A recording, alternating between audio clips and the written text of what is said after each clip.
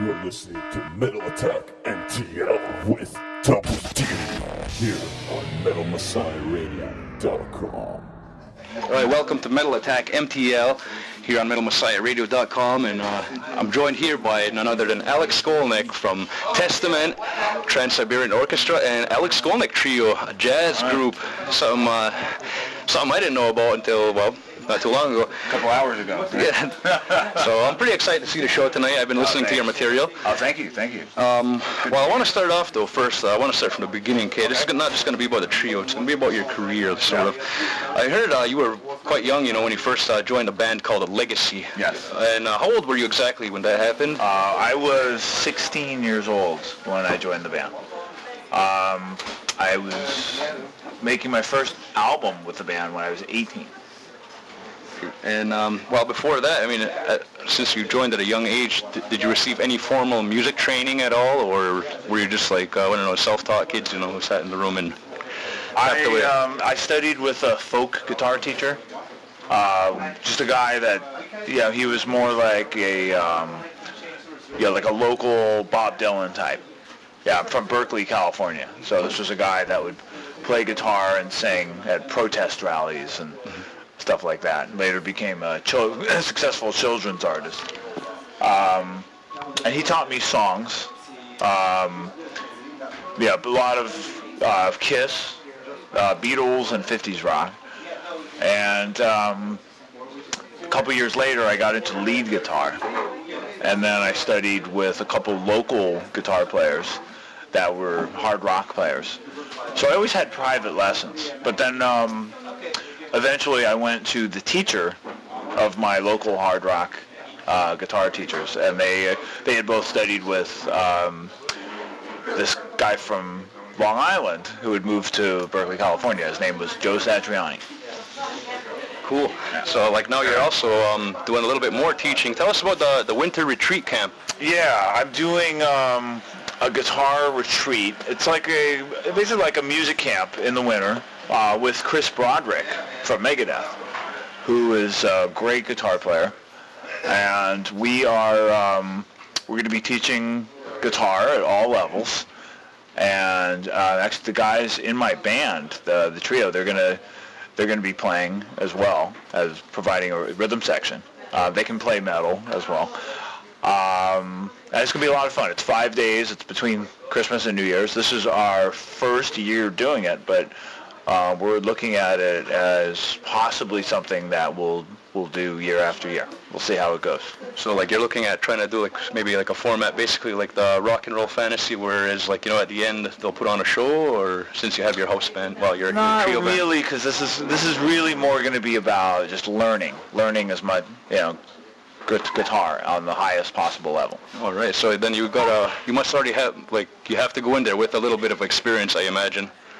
It helps. Yeah. It helps. Yeah, And I think I think that there's a couple beginner to intermediates who, and they'll still get a lot out of it. They might not be able to get the more technical aspects of it, but they will be able to. We're going to talk about the history of guitar, what it's like to be in a band, choosing the right equipment, developing a sound, and that sort of thing. So those are the types of things that I think anybody at any level should be able to learn from. Yeah, that sounds kick-ass. Okay, well, let's get back to Legacy. Why did Legacy change their name to Testament?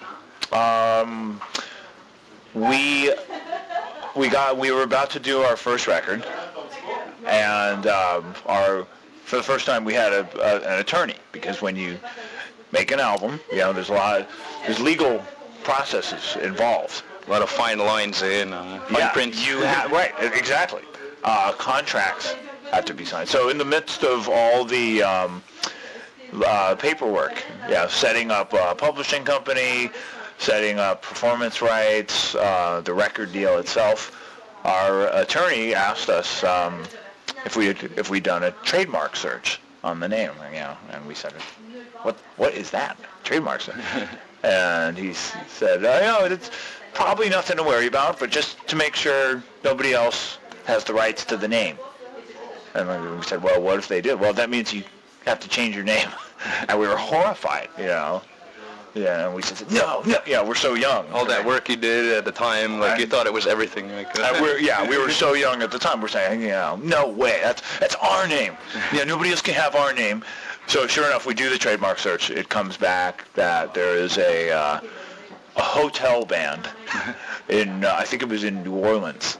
Wow. That's called Legacy, and they play like music, or I mean, I think they played like Motown covers.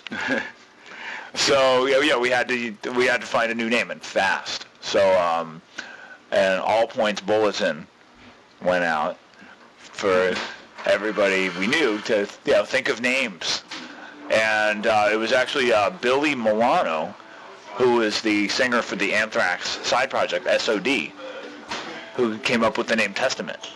And it took a little getting used to, but we, it was funny, I had seen a logo. One of the guys I studied with, that I studied guitar with, was named Danny Gill, and he'd had a band called Diamond, where there was a D on both sides, and an M in the middle that was really long. And I thought, I had a great logo with these block letters. And I said, you know what, Testament, we could take that. It's got a T on both sides. It's got an A right in the middle. It actually looks cool. And so we had an artist do it up. And you know what, there was no time. We needed a name fast. So that became our name. That's like a cool ballsy name too, so... Well, it sounds like it now, especially because you're used to it. Yeah. But it's a very funny thing with band names, because when you first think of them, they always sound terrible. But once the band exists and you associate it with the band, then it starts to take shape. I'm sure anybody out there who's starting up a band right now, they know what he's talking about. Yeah, absolutely. Okay, well, let's move on here. I want to know, when and how did you begin working with Trans-Siberian Orchestra? That started about 10 years ago.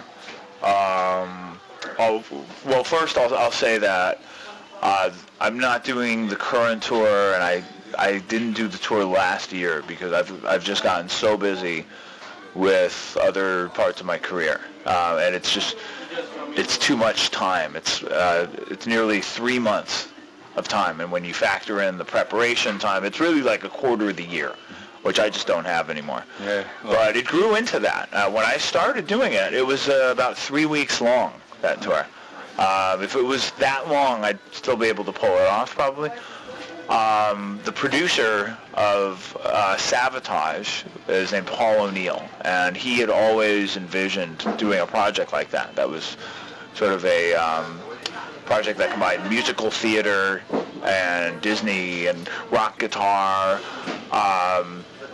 And he used Sabotage sort of as the starting point for that, and sort of built the rest of the project around Sabotage. After I'd left Testament in the 90s, I had done one record with Sabotage, and Paul had produced the record.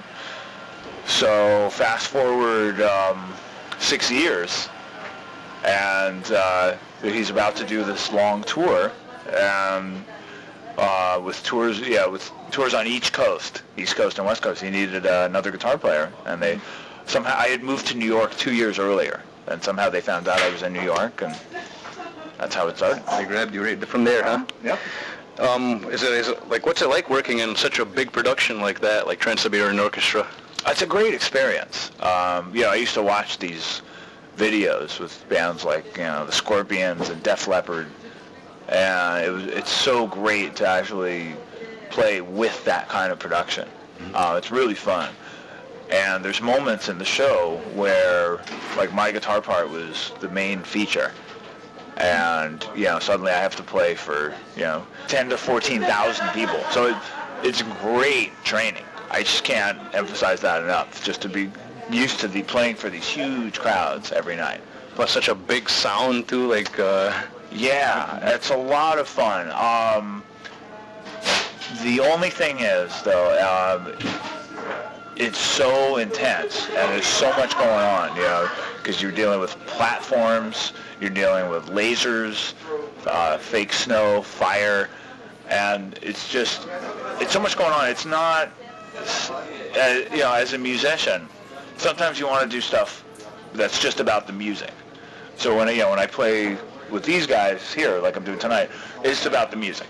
It's only about guitar playing. Okay, there's no strobe lights, there's no smoke or platforms or anything like that, but you're just going to sit, and it's a whole other intense experience that's just driven by music. So even though I liked doing a show like that, I like doing stuff like this better. You're listening to Metal Attack MTL with Double D here on MetalMessiahRadio.com.